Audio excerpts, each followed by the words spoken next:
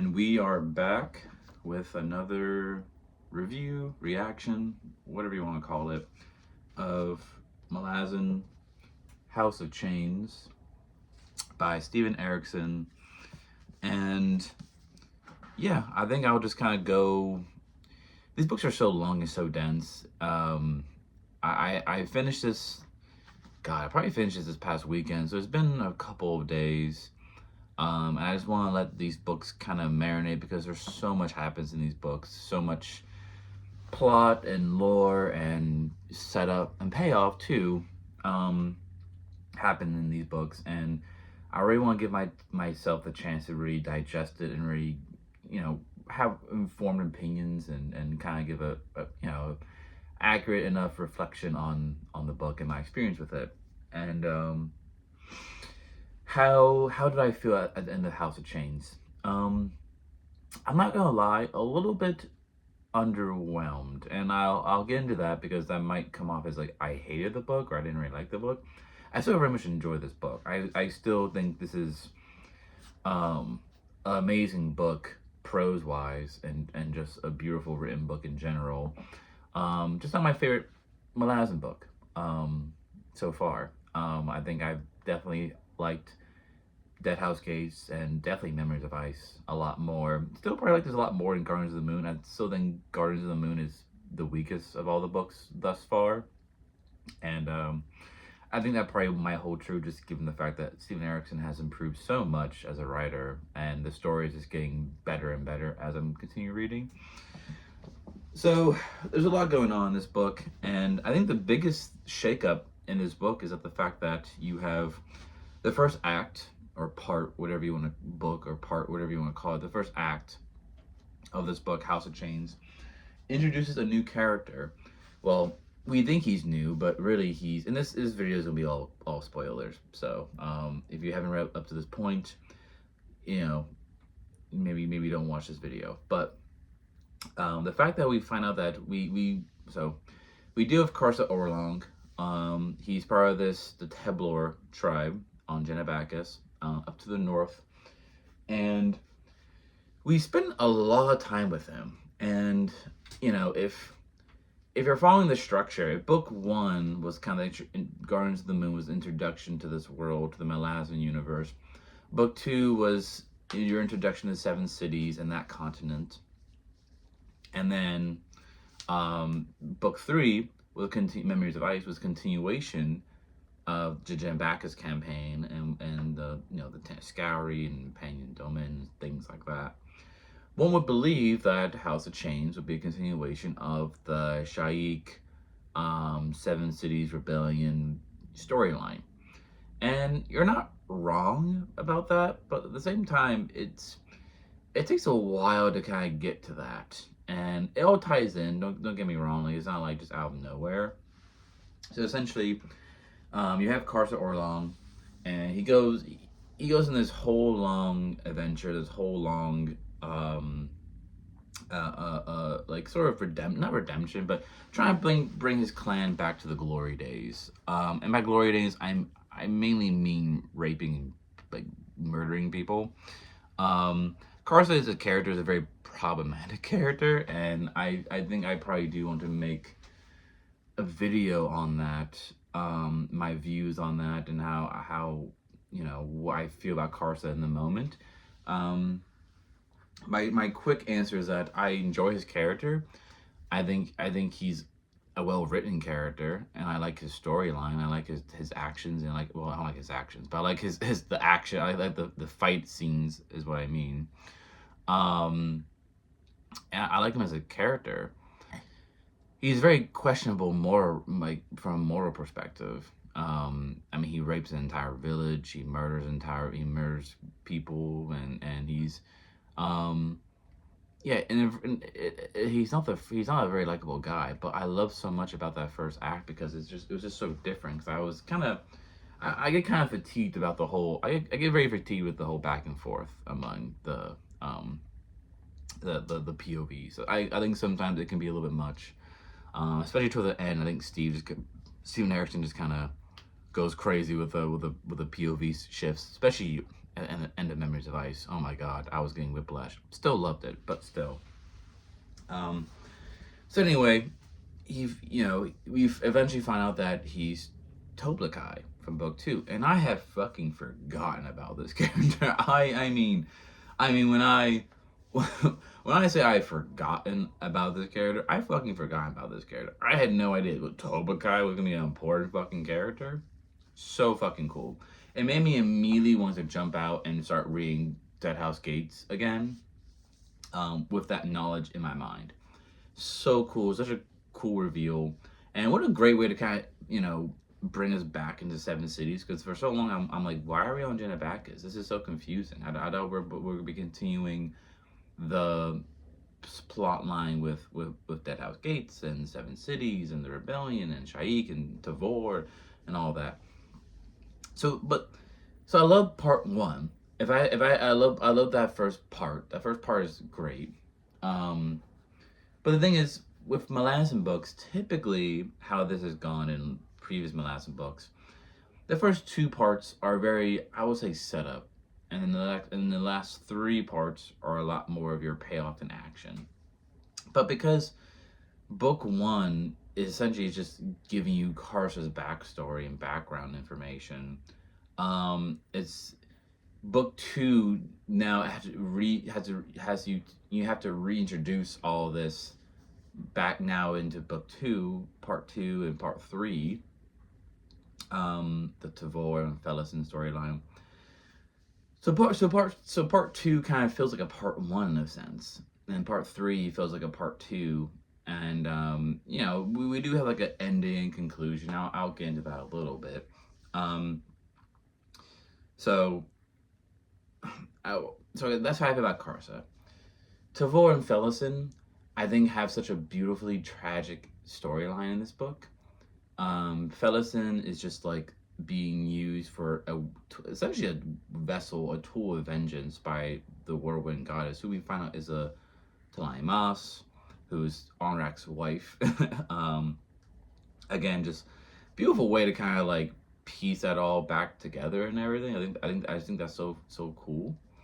Um, and I wonder if there's like, now it makes me just want to go back and reread that, because I'm wondering, oh wait, like I wonder if there was like hints of that in Dead House Gates, but I haven't. If they were, then I went over my head. That's why this book series has so much rereadability. Um, so yeah, I mean, I'm gonna have to reread this series at some point in time, but I have to finish it for the first time first. Um, yeah, it's just so beautifully tragic because Fellison is clearly being used as a weapon of vengeance, being manipulated and controlled, um, and that's fueling her own hatred for her sister Tavor, and it's just so it's like just just dramatic irony, because we the reader know that Tavor, is looking for her sister. She wants to find her sister. She wants to protect her sister because Tavor thinks that Ganoa's parent is dead. But we know that we the reader knows he's not. He just is chilling in um the the Finnis house, I guess, right? I think he's in the Finnis house. One of the Azov houses. So whatever. And it's even more tragic when we find out that when Tavor kills Fellison, and Pearl and Lostara don't really tell her that. And I know there's a lot of debate whether or not like they should have told her and everything.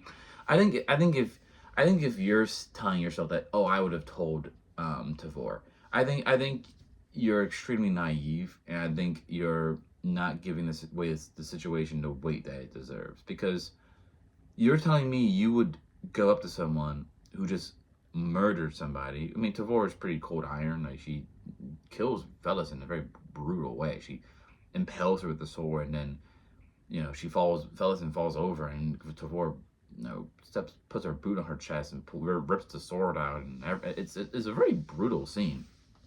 And you're gonna come up to that person and say, "Oh, hey, by the way, that was your sister." Now you have to deal with that. I mean, she's definitely gonna find out at some point. When, I don't know. How, I don't know. But I think that's definitely. I would be shocked if that doesn't come back up at some point in the series and have some sort of consequences. So that's my that's my sort of opinion. Tavor as a character, I don't really have much on Tavor because we don't really get her POV. So I know she's cold iron, she's very calculating, and I know she's important because I watch a lot of the podcasts with Steven Erickson, and he keeps mentioning how important Tavor is. So I'll take his word for it. He wrote the book. So we'll see where that kind of goes and where that kind of heads somewhere. I don't know. We'll have to kind of wait and like see and like find out and stuff. Um, where else? I mean, so yeah, and then we have like Cotillion and Gang, which like it really feels like Cotillion and Gang. I mean, we have Cutter slash Crocus and Absolar. I think that is a very cute relationship. It gives me very much like high school, middle school vibes in a good way because like these are like young like kids. I think they're like maybe 15, 16. I don't know. They're young kids. They're not like older adults, you know. And I think they're not really sure how to like express their feelings for each other, express themselves. Crocus kind of thinks that, oh, well, Absolars is like assassin killer, so that's what I'll try to be like that too, to imitate her, and then she'll like me. And then Absolar's like, oh, he only likes the assassin part of me, and Cotillion is like, no, you know what you're talking about. But I really feel like the whole plot line was just kind of, they were just kind of there to introduce us to the Throne of Shadow plot line, which I'm assuming will get more fleshed out in the next book, Midnight Tides, which I do have right here. Midnight Tides.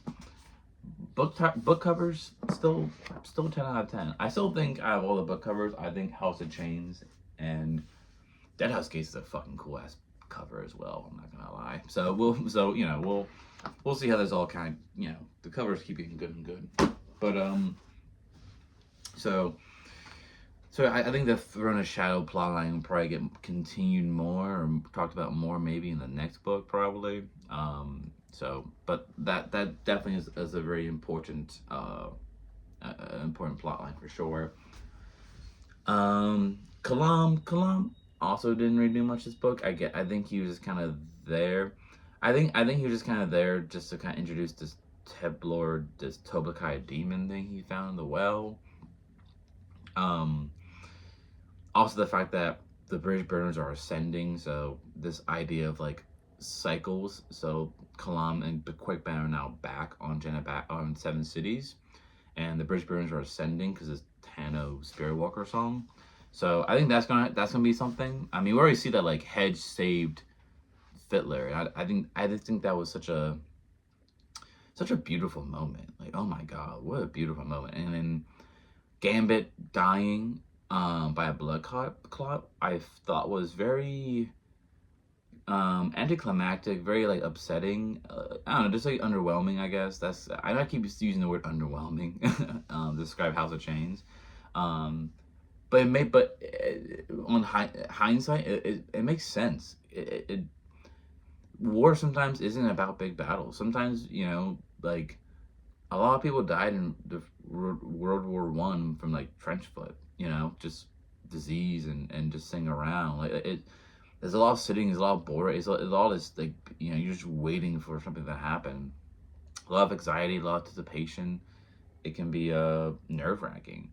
And to die in a blood clot in your sleep, I mean, it's probably a more like humane way to die, I guess, instead of being like chopped to pieces by a sword or set on fire by some sort of magic. But I think it kind of shows like this highlights like the realism of war sometimes. Like, yeah, not everyone gets this sort of like heroic bloody death, but he still gets a fight in like a ghost battle. So I think that's still pretty cool and badass. Astara, Yield, and Pearl, again, I think they're just there. I think that was just a lot of like, I think they're just there to kind of show up a lot of the foreshadowing. Like you had like the chained dragon, you had they delve a lot with like the Tistoliozan, and they went to their realm a little bit. So I think that was just them kind of demonstrating, highlighting a lot of the what's to come. Don't really see where their arc's going after the fact that they found Felison, so I'm curious to see where that kind of storyline goes, or what's left for them, what's next for them, I guess. So we'll have to see. I don't know. Who else? What else? Hiboric, the J statue, fucking confusing. I don't know. I have nothing for that. I mean, I guess they're from the same realm as the crippled god, right? So that's pretty cool, I guess. And there's like trapped souls in them. That's all I got. And Treach is Hiboric is not a new destriant of Treach. So I wonder if him and Gruntle are going to be teaming up. But from what I remember, Gruntle kind of like gives up his like mortal sword title, which I don't know. Like if a god chooses you, like I don't know what's stopping that god from just keeping you. You know what I mean? Like I don't know if God like well, what's with these gods picking people who are just so indifferent? Like, once you can't you find people who like actually want to like follow you? Like the crippled god like picked Cars to be his Knight of Chains, and like like Cars like I don't want to do that shit. So like, so is he still the Knight of Chains? Is he not the Knight of Chains? I don't know. Part of me says no, but I don't know. Maybe the crippled god might be like, I got chains on you, bitch. You can't fucking stop me. So I don't know. We'll see. We'll see where that kind of goes. Hiboric's really cool. I like Hiboric. He's fucking strong as shit now. Now that he has like hands, he can like ripped the dude's like head off his shoulders. Like that was crazy. Like reading that scene. Yeah, I'm trying to think what else is happening.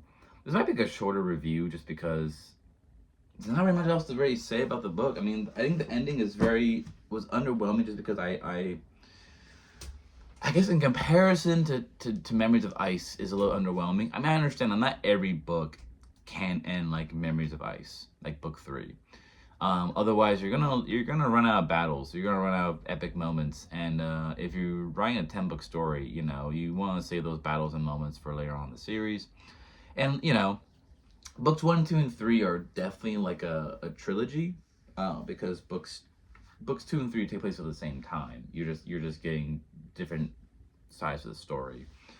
And they're like this Mobius loop, right? So Memories of Ice ends with let me tell you about the house about the chain of dogs.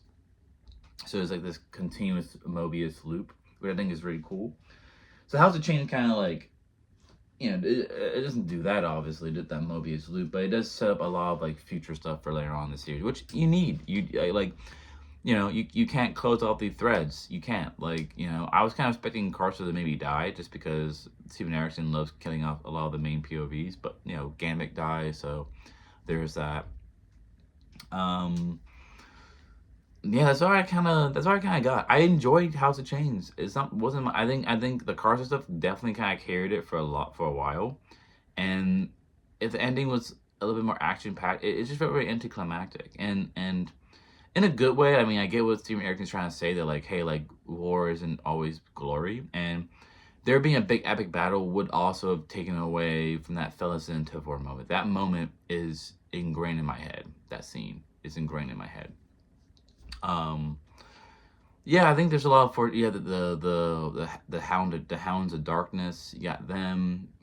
Carson's fucking killed 2 of them. So that was pretty fucking crazy. Like he just kills 2 Hounds of Darkness, which I think we're made to believe that they're stronger than Hounds of Shadow, and Hounds of Shadow are pretty strong too. So Carson is pretty powerful. So yeah. I guess my last thought is like the crippled god himself, which I know he's not really a character in this book. I forgot about Onrak and Troll Sangar. I'll talk about Troll Sangar and Onrak.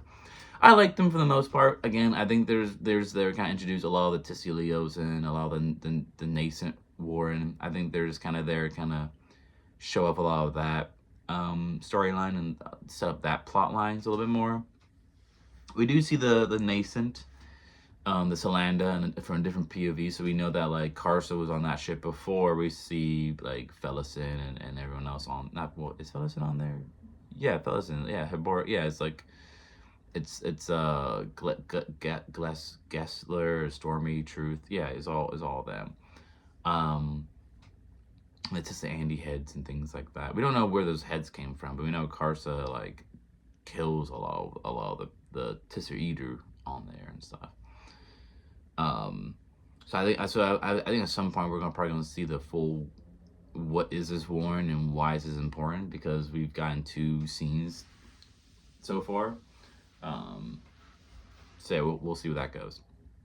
On rack, funny character, funny dude, Charles Sengar, great guy. I love them both together. A lot of comedic, humor and comedy in those two, and a lot of philosophical moments too about responsibility and things like that, which I found very poetic.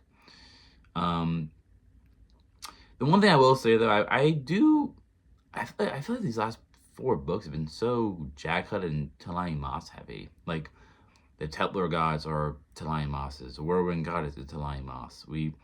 Last book we had the Pendaman was a Jaghead. It's like, I kind of want to know more about these other races. I mean, we get a little bit of a tease with the Four Quarter Sail with Calm in part 1. I think that was pretty cool. We get a little bit of the Chains Malazan last book, Memories of Ice. I mean, we did see the Kel hunters, right? We don't really like, I'm assuming these are sentient beings, right? I don't know if they talk or anything like that, or they like communicate through their own language. I don't know. We'll TBD. I have no idea. But give me more of that. Like, give me some fucking Chains Malazans. like, you have these dinosaurs that have swords for arms and are sentient. Why do I not have more of these things in my life? I need to know more about these creatures. And lastly, the Cripple God. I know the Cripple God isn't a character in this book, but he is sort of the namesake of this book. And it's kind of demonstrating a lot. I guess it's showing. I mean, last book was his formal introduction into the series, and pretty much him being the big bad, right? The ultimate bad, I guess. And now this book is kind of showing him pulling the strings and assembling power and getting power and stuff. And I don't know, he seems to be kind of failing. I mean, Karsa doesn't want to do the Knight of Chains, so it's kind of, okay, well, that's a wash. He kills Bedothal, so okay.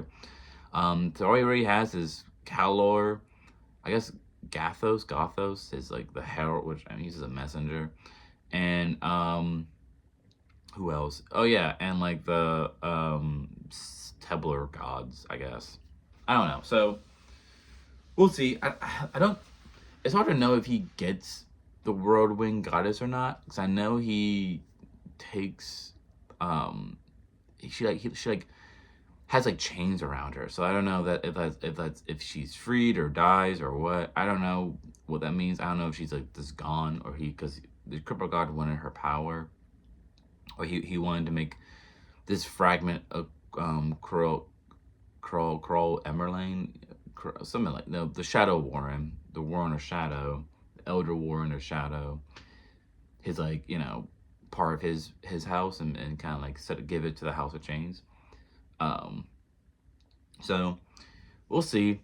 I think overall I enjoyed this book. I thought it was a good book. Not my favorite book. I think if I had to rank them, it would probably go number 1, Memories of Ice, 2, Deadhouse Gates, 3 would be House of Chains, and then 4, Gardens of the Moon. So kind of in the middle. I think it's kind of in the middle. So I think it's a good book. And I understand that some books need to be set up. Like, I have 6 more books to read. Like, not every thread is gonna get closed. Not every character arc is gonna be fully fleshed out. You're gonna be introducing new characters left and right. Yeah, and so I think I'll kind of leave that. But we're at about 24 minutes, so I won't go into too much longer. But House of Chains by Steven Erikson is a great book. It's a great book. It's a beautiful book. I think this book, I can see why it's low on people's ranking, but at the same time, I also can see why it goes up on rereads. Having the full context of the story, having the full context of like where these characters go, and like I feel like House of Chains is definitely like this, the setup to like the larger world in a way. So House of Chains, and then I'll be starting Midnight Tides soon, so probably this week or something like that. So, all right, that's the end of this reaction. I won't really call it a review, more like a reaction. Cause I don't, I'm not a critic or anything like that. I just read and I talk about books. So, all right. Until next time. See you guys later.